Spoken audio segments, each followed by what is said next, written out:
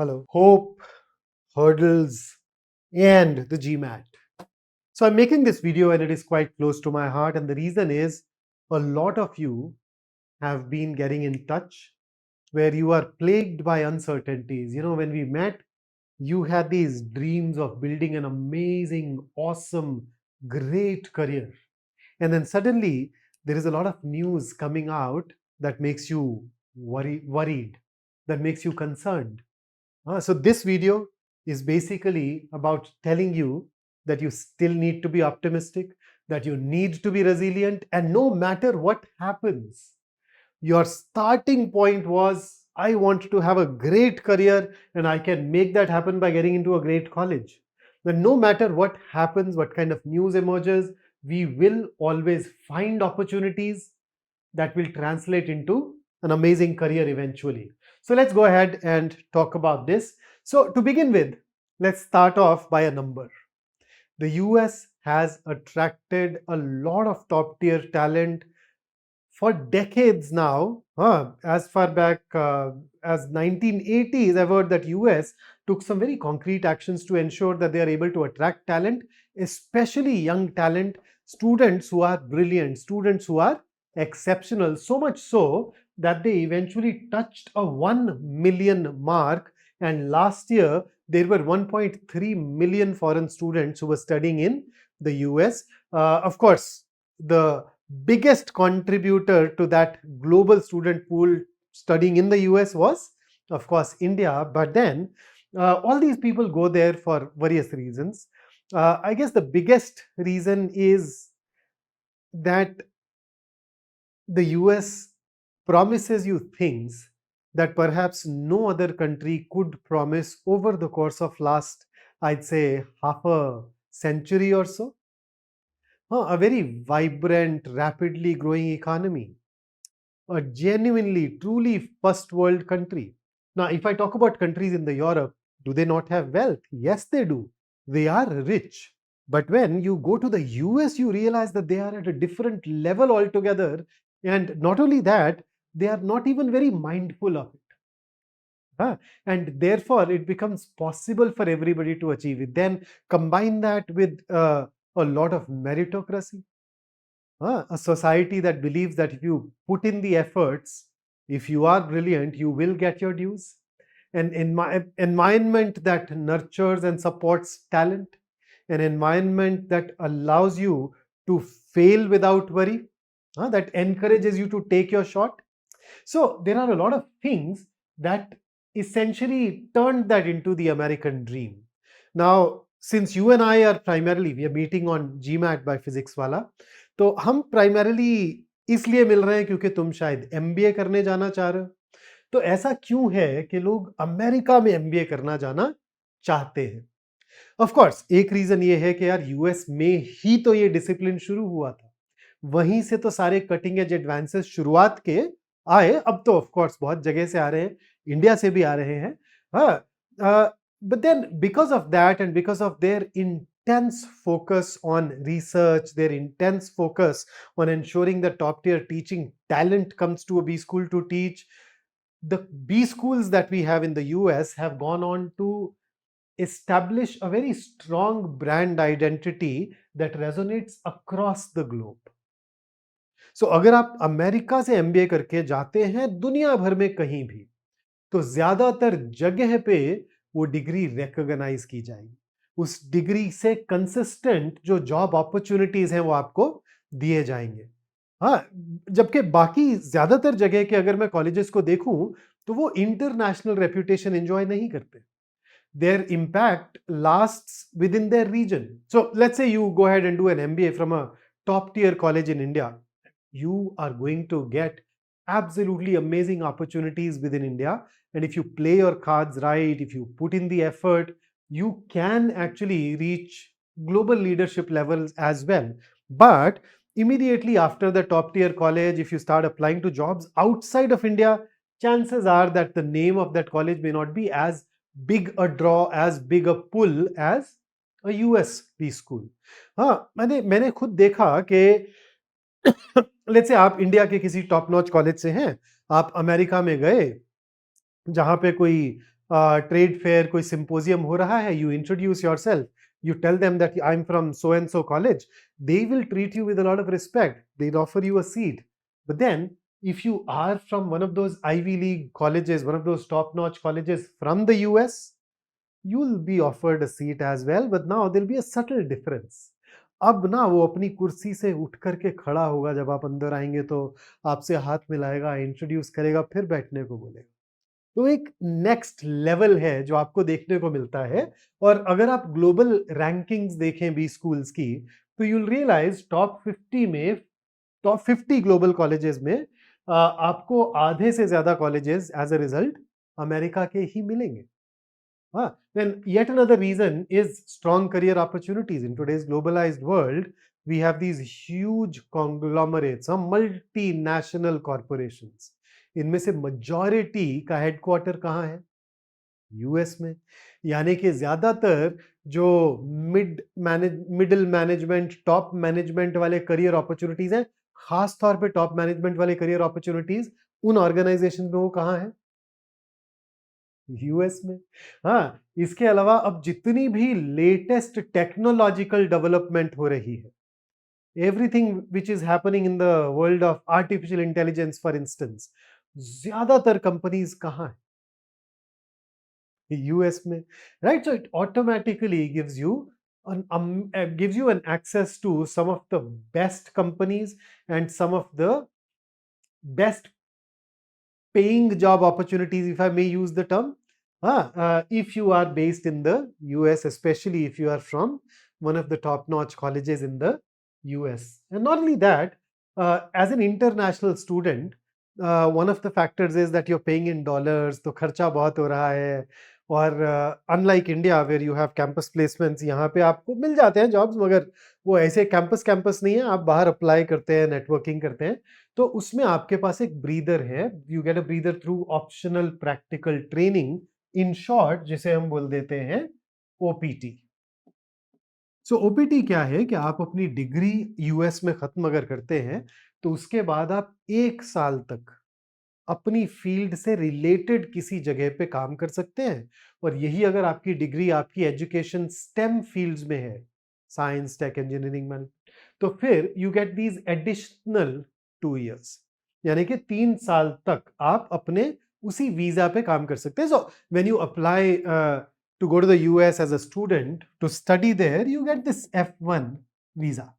सो इसी F1 visa पे आपको ऑप्शनल प्रैक्टिकल ट्रेनिंग की वजह से you at least have that certainty कि चलो 1 से 3 साल तक काम करने को मिलेगा, depending upon which branch you are from.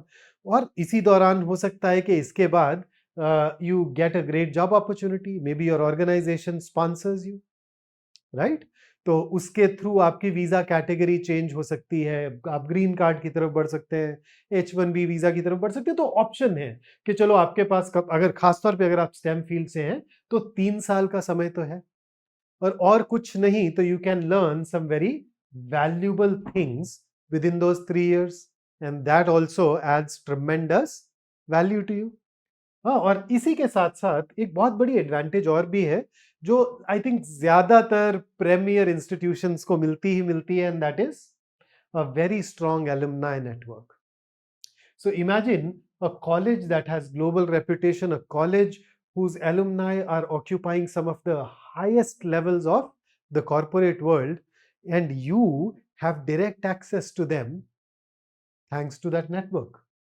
So imagine the kind of networking opportunities, job opportunities, learning opportunities, all that goes on to create. So it's a combination of all these things that led to this influx of high quality talent to the US. But over the course of last few months, पिछले 6, 8, 9 महीने में ऐसा लग रहा है जैसे इन सपनों को ग्रहण लग गया, जैसे काले काले बादल घिराए, जैसे हमारे आशियां पे अब बिजलियां गिरने लग गई हैं और पता नहीं अब हमारे सपनों का क्या होगा।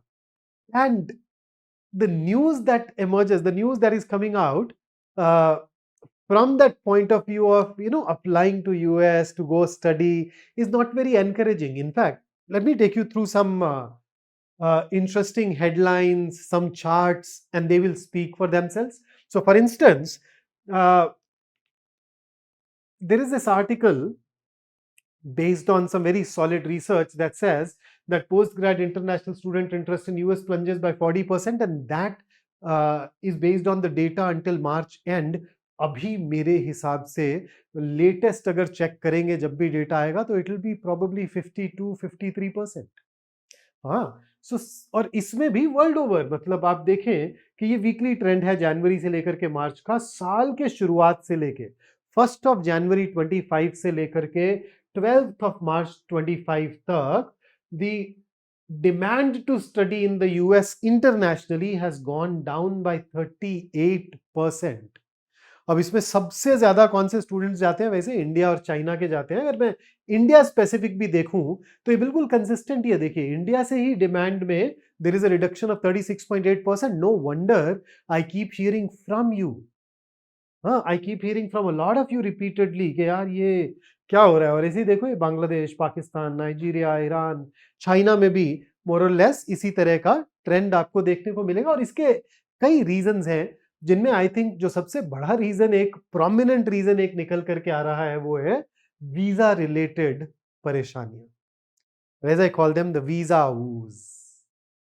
So अब इवन एज अ स्टूडेंट, पहले ये था कि अगर आपके पास वहां की एक यूनिवर्सिटी से एडमिशन लेटर है, और खास तौर पे एक प्रीमियर यूनिवर्सिटी से एडमिशन लेटर है, तो योर वीजा वाज ऑलमोस्ट भी मैं क्यों लगा रहा हूं, it was guaranteed.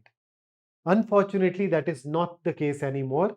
One of the side effects of that has been that there is a long waiting time for the visa applications. In fact इस सेशन को रिकॉर्ड करने से थोड़ी देर पहले मैंने बैठ करके कॉन्सुलेट्स का डेटा चेक किया कि अगर आप F1 वीजा के लिए अप्लाई करना चाहते हैं इंडिया से, तो आपको कितना वेट टाइम है अभी. सो मैंने कोलकाता सेंटर पे देखा, दिल्ली पे देखा, चेन्नई में देखा, हैदराबाद में देखा, कहीं पर भी F1 वीजा के लिए आपको 60 दिन से कम का समय नहीं लग रहा आज. और यही अगर मैं और 2 महीने पहले की बात करूं तो ये 60 दिन नहीं था, it was around 50 days. जैसे हैदराबाद में I remember somebody was booking an appointment a couple of months ago and it was 52 days. So I recall that. अभी वो 52 से बढ़ के 60 days तक हो चुका है, and you never know how things are going to pan out. So that's one major concern. और सिर्फ यही नहीं, एक rampant rejections भी हो रहे हैं. लोग जाते हैं, despite that admission letter, they are rejected for some reason or the other, at times on really flimsy grounds. At times the people come out and say कि यार एक ही सवाल पूछा था, मैंने उसका जवाब दिया, रिजेक्ट करके बाहर भेज दिया, समझ में ही नहीं आ रहा क्या हो रहा. हाँ, और ये जो रिजेक्शन रेट है F1 वीजा का, ये एक्चुअली रिजेक्शन रेट बढ़ता जा रहा है. इफ वी कंपेयर रीसेंट देखें तो ज्यादातर टाइम आप देखेंगे, अगर आप स्टूडेंट्स नहीं है और आप किसी और वीजा कैटेगरी के लिए अप्लाई कर रहे हैं, tourist visa and all that, तो ये रिजेक्शन रेट था यहाँ पे देखो मोर और लेस सिमिलर ही था. हाँ, बीच बीच में कभी थोड़ा डाइवर्ज किया, लेकिन अगर आप रीसेंट ट्रेंड्स देखेंगे तो ये गैप बढ़ता जा रहा है. अब F1 वीजा के रिजेक्शंस और ज्यादा हो चुके हैं. 2023 तक का डेटा है. रीसेंट डेटा देखेंगे तो this gap would have widened even further. हाँ, तो यानी कि मतलब ऑलमोस्ट डबल रेट पे वीजा रिजेक्ट हो रहे हैं नॉन इमिग्रेंट F1 वीजाज, उन स्टूडेंट्स के जो वहां पढ़ने जाना चाहते हैं. और इसी में अगर आप स्पेसिफिकली बात करें इंडियन स्टूडेंट्स की, तो यार इंडियन स्टूडेंट्स का रिजेक्शन रेट जो है that has been fairly high. हाँ, मतलब the highest number of students in the US of course are Indians, लेकिन हमारा रिजेक्शन रेट, ये देखो ये लाइन चाइना की, तो चाइनीज स्टूडेंट्स के रिजेक्शन रेट के कंपैरिजन में हमारा रिजेक्शन रेट सिग्निफिकेंटली ज्यादा है. In fact I don't know whether it is coming out clearly on the screen or not. I'll just make it a little more visible by drawing on it. Let me use what? Green. ये वो line है जो overall बता रही है irrespective of nationalities. तो Indians का overall से भी थोड़ा ज्यादा ही रहा है. एंड दैट व्हेन अपने यहाँ वीजा का वेट टाइम कितना? 60 डेज. चाइना में कितना? 2 डेज. ऑल्दो स्टेम वाले कैटेगरी में अब चाइना में भी थोड़ा अलग तरह के रिस्ट्रिक्शंस हैं, बैकग्राउंड चेक्स वैक्स इन्वॉल्व हो रहे हैं. हाँ, सोशल मीडिया प्रोफाइल्स देखी जा रही हैं, so there are of course challenges, but Indians का तो रिजेक्शन रेट भी थोड़ा ज्यादा है। तो ऐसे में अब क्या करें? और सिर्फ यही नहीं, आप जो पॉलिसीज भी देखेंगे तो आप देखेंगे कि पॉलिसीज में बहुत फ्लिप फ्लॉप है, बहुत अनसर्टेनिटी आती जा रही है। फॉर इंस्टेंस, ये ओपीटी स्टेटस को लेकर के बीच बीच में कुछ ऐसी चीजें सुनने को मिलती हैं जिनको सुन के ना अंदर अंदर ऐसे डर लगता है कि यार ये ओपीटी टर्मिनेट तो नहीं कर दिया जाएगा। जो आज F1 पे जाने के बाद मुझे अलाउड है कि मैं 1 साल या 1 से 3 साल तक वहां काम कर पाऊं, what if they terminate it? What if they say that okay, now your course is done, pack your bags and leave? तो तब क्या करेंगे? हाँ, so वो OPT is a major factor behind our decision because it allows us that time, that opportunity to reach out to prospective employers. वो अगर गया तो वो एक चैलेंज। फिर अच्छा, ओपीटी नहीं भी तो आप बोल सकते हैं कि यार चलो वो एम्प्लॉयमेंट ले लेंगे और उसमें फिर वो H1B वीजा के थ्रू लेकर के आ जाएंगे, बट H1B वीजा तो बिल्कुल लॉटरी बन चुका है। So the number of people who apply and the number of people who get the H1B visa, उनका भी डाइवर्जेंस, उनमें उसमें भी the ratios are becoming quite unfavourable for quite a few months now, in fact for almost a year and a half. और recently जो चीजें हमने news में देखी, and I am not even talking about safety issues, है ना, वो gun violence और जीनोफोबिया के जो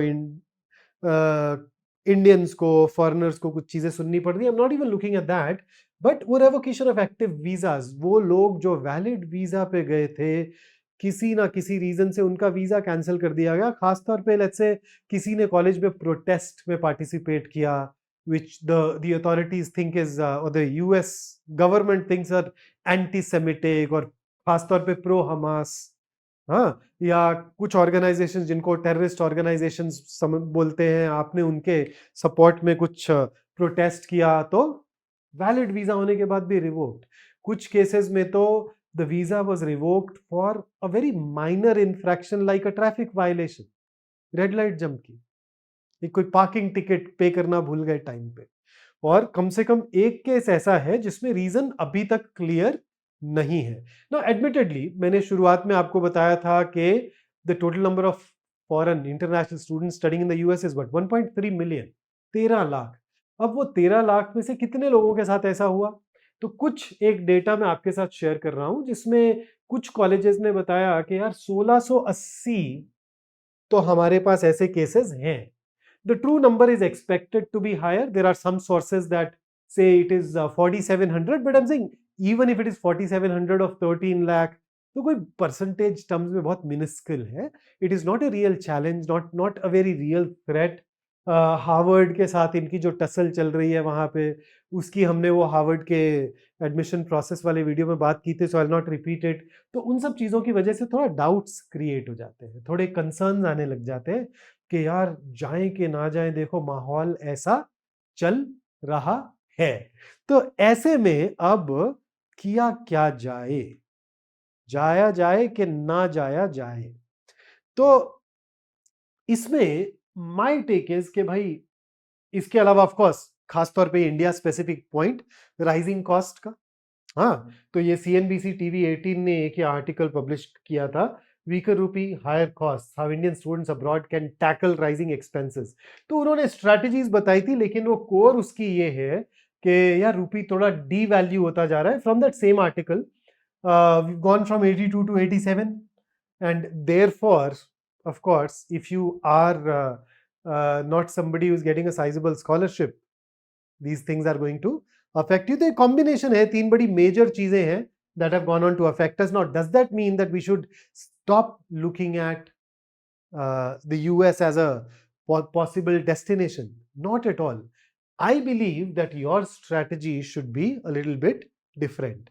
तो अभी चल रहा है एक बहुत ही chaotic time, a time of gross uncertainty, जिसमें हमने देखा कि यार कम लोग अप्लाई कर रहे हैं, but then the truth is the colleges still want you। Last year the Indian students contributed $9 billion to the US economy। हाँ, इनफैक्ट सारे इंटरनेशनल स्टूडेंट्स ने मिलकर के क्लोज टू $45 बिलियन कंट्रीब्यूट किए थे। हाँ, so that's a lot of infusion in the economy, उसकी वजह से वहां बहुत सारे जॉब्स चलते हैं, कॉलेजेस चलते हैं, thousands of jobs that depend on it, not to mention the simple fact that the US is able to attract the top global talent that eventually adds immeasurable value to their economy too. So as a result, the colleges there still want you, but what is happening? यार लोग तो कम apply करते जा रहे हैं। तो मुझे लगता है कि एक्चुअली ये साल एक सुनहरी मौका है, क्योंकि your chances of getting selected are higher. Even if you are worried about कि यार वो इकोनॉमिक क्लाइमेट, यार जॉब्स वॉब सब जगह देखो ले ऑफ्स सुनने को मिल रहे हैं, लेकिन आप अगर आज मुझसे मिल रहे हैं तो इसका मतलब आप 2028 में ग्रेजुएट होंगे, 3 साल के बाद, राइट? और 3 साल तो यार बहुत होते हैं। Economic cycles usually run their course in that time and you will find a different economic climate, but that's said, हाँ मैं तो कहूंगा अप्लाई कर लो, बट फिर भी कुछ एक चीजें हैं जो आपको अपने आप से पूछनी है। वो सबसे पहली तो ये कि can you take the financial risk. Worst case scenario क्या है कि यार नहीं काम करने को मिलेगा। अब आपने पे डॉलर में किया है, अगर आपको वापस आके रुपीज में कमाने को मिले तो चलेगा क्या? Is that a financial hit that you can take? If yes, तो फिर आपके लिए वो ज्यादा चिंता की बात नहीं है। Another thing that you need to ask is, do you want to settle in the USA? Because see, if this is your dream, तो फिर तो कोई चॉइस ज्यादा है ही नहीं ना, फिर तो आपको यूएस के कॉलेजेस में अप्लाई करना ही चाहिए। ठीक है, वर्स्ट केस सिनेरियोज हैं, there are scenarios that we can play out, but life at the end of the day is all about probabilities. So US में जाके पढ़ाई करने से इस चीज की प्रोबेबिलिटी डेफिनेटली इंक्रीज होगी आपके लिए हर हाल। So that's one value. फिर इसके अलावा you can ask yourself, यार can I cope with anxiety and uncertainty? देखो, नेगेटिव न्यूज आ रही है, हो सकता है अगले और कुछ महीनों तक आए, हो सकता है वो अनसर्टेनिटी बनी रहे। तो ऐसे माहौल में आप बिना ज्यादा घबराए फंक्शन करते रह सकते हैं क्या? सो ये 3 कोर सवाल हैं। आप अगर यूएस में सेटल होना चाहते हैं, फाइनेंशियल रिस्क अफोर्ड करते हैं और आपको फर्क नहीं पड़ता है, ये एंजाइटी एंजाइटी देखा जाएगा, हाँ, तो फिर मेरे ख्याल से आपको ज्यादा सोचने की जरूरत नहीं है। और फिर भी आप थोड़े बहुत हेजिटेट कर रहे हैं, तो भी मैं बोलूंगा यार there is, it still makes a lot of sense to at least take a shot, but because of these factors you can add a plan B to your application process. So इसमें मेरा सजेशन क्या होगा? मेरा suggestion ये है कि भाई keep on working on your profile. अगर आप अभी let us say you are a fresh graduate, you can actually afford to take a year, start working, build a stronger profile, right? और इसमें प्रोफाइल के साथ साथ make sure that you get a stellar GMAT score. और इसमें अगर if you are facing any kind of difficulty, any kind of challenge, feel more than free to get back to us and we would love to help you. हाँ, फिर craft an outstanding application. आपको पता है जिस भी college में आप apply करते हैं वहाँ आपको प्रोफाइल एसेज लिख के भेजने होते हैं, लेटर्स ऑफ रिकमेंडेशन भेजने होते हैं। बहुत सारे लोग इनके लिए बहुत कम टाइम रखते हैं। बहुत सारे लोग सोचते और सीखते नहीं कि ऐसे आउटस्टैंडिंग एप्लीकेशंस कैसे बनाए जाते हैं। तो आप इन पे काम करें। इन सब चीजों से क्या होगा? आपकी probability of getting an admit is becoming higher. और एक और चीज है जो आपके एडमिशन की प्रोबेबिलिटी को बढ़ाती है, और वो क्या है? Applying in the round 1। Subsequent rounds में भी of course people do make it to colleges, लेकिन वही प्रोबेबिलिटीज कम होती जाती है, तो हम वो डिले नहीं करना चाहेंगे। We would want to make sure that you apply in round 1। और इसी के साथ साथ खासतौर पे अब यूएस के लिए I want you to look at your social media with a fine tooth comb. अगर एम्बेसी वालों को ऐसा लगता है कि आपके सोशल मीडिया में कोई ऐसी चीजें हैं which go against the national interest of the US, और that show that you are sympathetic to the enemies of the US, then they are likely to reject your visa application. अब कोई भी बंदा ना वहां बैठ के मैनुअली ये काम नहीं कर रहा है। A large chunk of it is being driven by artificial intelligence. और उसमें ना, अब आर्टिफिशियल इंटेलिजेंस जब किसी चीज को देखती है तो उसमें नुआंस थोड़ी है, वो कंटेक्स्ट थोड़ी देखती है। उसको तो दिखता है कि नहीं ये ऑब्जेक्शनेबल लग रहा है, जबकि था नहीं। तो मैं चाहूंगा कि आप बहुत बारीकी से, बहुत क्लोजली अपनी प्रोफाइल को देखें। उसमें ऐसी कोई भी चीज आपको दिखे which can be misinterpreted by AI, then make sure that you delete it. पहले बीच में हमने सजेस्ट किया था कि प्राइवेट ही कर दो, लॉक कर लो अपने प्रोफाइल्स, बट देन वो वीजा एप्लीकेशन के टाइम पे उन्होंने बोला कि नहीं एक्सेस दो, कुछ दे दे बिकेम सस्पिशियस। तो हम वो चाहेंगे नहीं, हम चाहेंगे कि आप में से ज्यादातर लोगों को वैसे भी इसमें कोई इशू होगा नहीं, तो जस्ट इन केस आप अपना लिंक्डइन, अपना फेसबुक, अपना ट्विटर, हाँ, इन सब चीज़ों को, रेडिट, इनको एक बार देख ले। और you do need to disclose all your social media profiles to them. एक दो लोगों को तो उन्होंने क्वेरी भेजी कि यार ये बाद में तुमने ये वाला तुमने बताया नहीं, तुम रेडिट पे भी हो, वो तो तुमने डिस्क्लोज ही नहीं किया है, तो हमें अपनी सर्च में पता चला। तो सब कुछ बताना है और सारे पोस्ट्स को एक बार देख लो। हाँ, वो एक एक्स्ट्रा इन्वेस्टमेंट है। और सिर्फ यही नहीं रुके, I would also urge you to have a plan B. I will call it casting a wider net, which actually has two meanings. One, US में जिन कॉलेजेस को टारगेट कर रहे थे, थोड़े और एक्स्ट्रा कॉलेजेस टारगेट कर लो। और सिर्फ यूएस में ही क्यों, फिर कास्ट वाइडर नेट, दुनिया भर में देखो ना यार। फिर खाली यूरोप, फिर खाली यूएस थोड़ी, और बहुत जगह पे अब अच्छे बी स्कूल्स हैं। हाँ, for instance check these out. भाई मैं यूके में आपको 4 अच्छे कॉलेज बता रहा हूँ। लंदन बिजनेस स्कूल है, कैम्ब्रिज जज है, इंपीरियल है, साइड है। तो आप इनको क्यों नहीं टारगेट कर रहे? फिर ऐसे ही देखो, फ्रांस में एचईसी है, इंसियाड है, स्पेन में आईईएसई, इटली में SDA Bocconi, IMD in Lausanne Switzerland, then Nanyang, NUS Singapore, ISB Hyderabad is also an amazing excellent option. और मैंने अभी इसमें डेलिबरेटली कनेडियन कॉलेजेस का नाम नहीं लिया, क्योंकि मैं कनेडियन कॉलेजेस का नाम लूंगा फिर तुम वो कनाडा वाली बातें शुरू कर दोगे कि सर कनाडा में भी तो यही झंझट चल रहा है, वहां क्या है क्या नहीं है। अदरवाइज सोच के देखो यार, रॉटमैन जो है यूनिवर्सिटी ऑफ टोरंटो में, बहुत अच्छा कॉलेज है। Ivey business school, IVEY business school Canada, बहुत अच्छा कॉलेज है, आप उनमें अप्लाई कर सकते हैं। और तो और इन सब में अगर आप अप्लाई करते हैं, हाँ, तो इनके कुछ और एडिशनल फायदे भी हैं। यूएस में एमबीए ज्यादातर कॉलेजेस में 2 साल की है। यहाँ पे ज्यादातर कॉलेजेस में आपको जो एमबीए मिलेगी, वो आपको मिलेगी generally 12 month to 18 month. So you are getting out of the course faster, which has a positive impact on your return on investment. इसके अलावा फीसेस कम। यूएस में आप औसतन एक्सपेक्ट कर सकते हैं कि हाँ यार,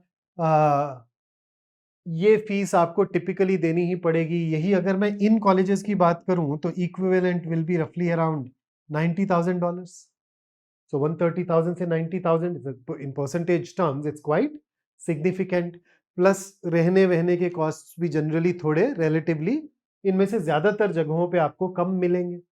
तो काफी सारे एडवांटेजेस हैं। आप इन सब कॉलेजेस को, जगहों को भी चेक करें। और फिर भी आपका यूएस वाला ही मन है, तो do you realise that a lot of US universities also happen to have their offshore campuses. उन ऑफशोर कैंपसेस में जाना आसान है, उन ऑफशोर कैंपसेस के कॉस्ट्स कम है। हाँ, खासतौर पे मिडिल ईस्ट में जो इनके कैंपसेस हैं, कतर में 3-4 यूनिवर्सिटीज के हैं, यूएई में है, फॉर दैट मैटर सिंगापुर में है, जर्मनी में है, अब तो इंडिया में भी खुल रहे हैं। तो आप इनके जो ऑफशोर कैंपसेस हैं वहां अप्लाई कर दें। Same academic standard, same academic rigour and a US accredited degree. So look at all of these options. तो अभी ये नहीं सोचना कि जीमैट अब देना ही नहीं है, कोई फायदा ही नहीं है। नहीं, अगर आप यूएस में आज अप्लाई करते हैं तो आपके सिलेक्शन की प्रोबेबिलिटी ज्यादा है। और वहां नहीं तो प्लान बी में you can keep a lot of other places which would once again require a combination of great great application and a great GMAT score. तो प्रोफाइल पे काम करें, एप्लीकेशन एलओआर पे काम करें, और बहुत अच्छे जीमैट स्कोर को लाने पे काम करें। Do remember that we live in a world where we see these periodic upheavals, where things change drastically, dramatically, significantly. And in each one of such eras, there are people who see the opportunities and are able to reach a different level altogether. So do keep in mind that chaos is what leads to clarity and amazing success. यही वो समय है जहां पे आप अपनी efforts से आउटसाइज्ड returns लेकर के आ सकते हैं. So before I leave, the best view comes after the hardest climb. इन्हीं चैलेंजिंग टाइम से जब गुजरेंगे तो कुछ ना कुछ अच्छा निकल के जरूर आएगा. So if you need to know anything else, you can drop a comment down below or reach out to us. Huh? You can reach out to me in my Telegram group. You can reach out to us through Physics Wala app. If you have any query, any concern, do keep in mind that we are always with you, standing right behind you, egging you on. Right? So have a great day ahead, and I'll see you soon.